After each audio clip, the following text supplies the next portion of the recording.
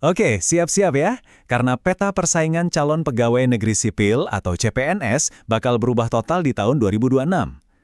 Hari ini, kita akan bongkar tuntas revolusi dalam sistem rekrutmen pemerintah yang wajib banget kamu tahu.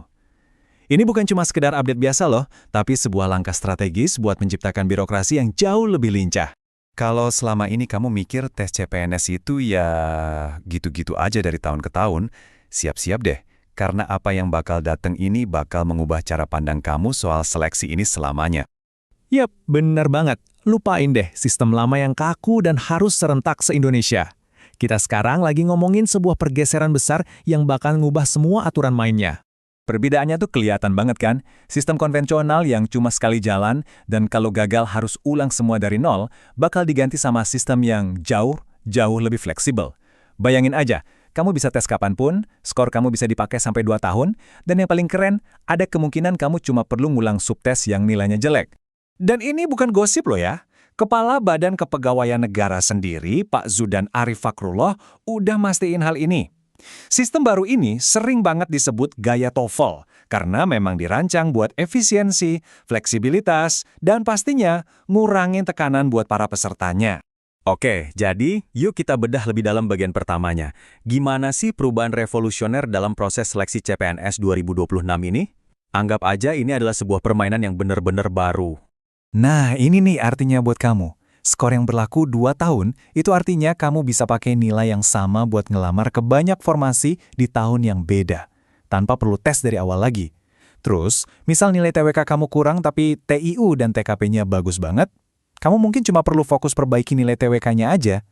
Ini juga cara pemerintah buat nyaring talenta terbaik secara lebih efisien, sekaligus ngebuka pintu lebih lebar buat lulusan-lulusan baru, terutama setelah urusan tenaga honorer selesai. Sekarang kita masuk ke jantung pembahasan kita hari ini, tes wawasan kebangsaan alias TWK. Tes inilah yang jadi saringan utama buat mastiin setiap calon ASN punya integritas dan pemahaman kebangsaan yang kuat. Jadi, TWK itu pondasinya ada di 5 pilar ini. Ini bukan soal hafalan semata ya, tapi tentang gimana kamu bisa menerapkan nilai-nilai ini dalam skenario kerja yang nyata. Yuk, kita kupas satu persatu. Pertama, nasionalisme. Eits, ini bukan cuma sekedar aku cinta Indonesia ya. Dalam konteks TWK, ini adalah kemampuan kamu untuk menempatkan kepentingan negara di atas segalanya. Seringkali soalnya itu ngasih dilema. Misalnya, antara milih tenaga ahli asing biar kerjaan cepat beres, atau memprioritaskan tenaga kerja lokal. Jawaban kamu bakal nunjukin sedalam apa nasionalisme yang rasional dalam diri kamu. Lanjut, bela negara. Nah, ini banyak yang suka salah kaprah, ngiranya cuma soal angkat senjata. Padahal, menurut undang-undang, pengabdian sesuai profesi itu salah satu bentuk bela negara loh. Jadi, seorang ilmuwan yang bikin inovasi buat bangsa atau seorang ASN yang berani melawan hoaks, itu semua adalah wujud nyata bela negara di zaman sekarang. Nah, ini sering ketukar nih sama patriotisme. Bedanya di mana? Kalau bela negara itu kewajiban kita, patriotisme itu lebih ke kesediaan buat berkorban di luar kewajiban. Ini adalah aksi nyata yang lahir dari rasa cinta yang mendalam pada negara. Dan tes ini mencari orang-orang yang punya semangat seperti itu. Oke, teorinya udah. Sekarang, gimana cara naklukin kelima pilar ini biar bisa lolos dari soal-soal TWK yang makin menantang? Yuk kita bedah strateginya. Nah, untuk pilar integritas, cara ngujinya itu pinter banget. Soalnya bukan hafalan, tapi pakai 9 nilai integritas dari Komisi Pemberantasan Korupsi atau KPK sebagai basis studi kasus. Jadi kamu bakal dihadapkan sama situasi yang dilematis di kantor, dan pilihan jawaban kamu akan mencerminkan seberapa kuat kamu megang nilai-nilai ini. Yuk kita coba lihat contoh soal berpikir tingkat tinggi atau HOTS-nya langsung. Soal ini nggak nanya apa bunyi sila kedua, tapi nuntut kamu buat menganalisis sebuah kasus, lalu menghubungkannya dengan filosofi dasar negara kita. Jadi kalau dapat soal kayak gini, gimana cara mikirnya seorang ASN yang ideal? Apa langkah pertama yang harus kamu lakukan buat memecahkan soal semacam ini?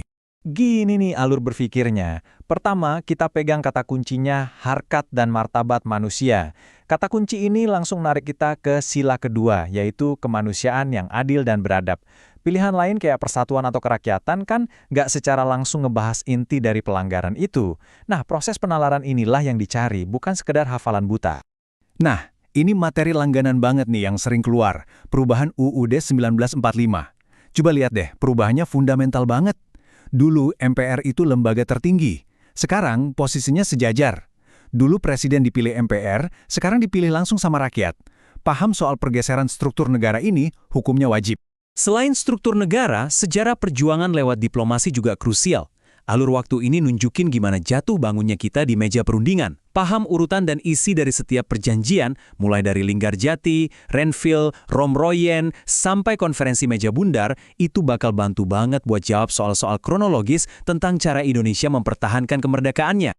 Oke, kita udah ngomongin apanya, sekarang kita masuk ke bagian gimananya. Ini bagian paling daging, rencana tempur yang konkret buat persiapan kamu selama 6 bulan ke depan. Pertama, kita harus kenal target kita. Ini adalah nilai ambang batas atau passing grade untuk formasi umum. Kamu butuh minimal 65 di TWK, 80 di tes inteligensia umum atau TIU, dan 166 di tes karakteristik pribadi atau TKP. Jadi angka-angka ini adalah target yang harus kamu kejar di setiap sesi latihan. Dan ini dia peta jalannya. 2 bulan pertama, kita bangun fondasi. Pahami semua konsep dasarnya sampai matang. 2 bulan berikutnya, kita masuk fase akselerasi, hajar soal per topik setiap hari. Dan 2 bulan terakhir, fokusnya cuma satu, simulasi. Latih kecepatan dan daya tahan mental kamu dengan ikut tryout yang kondisinya mirip ujian beneran.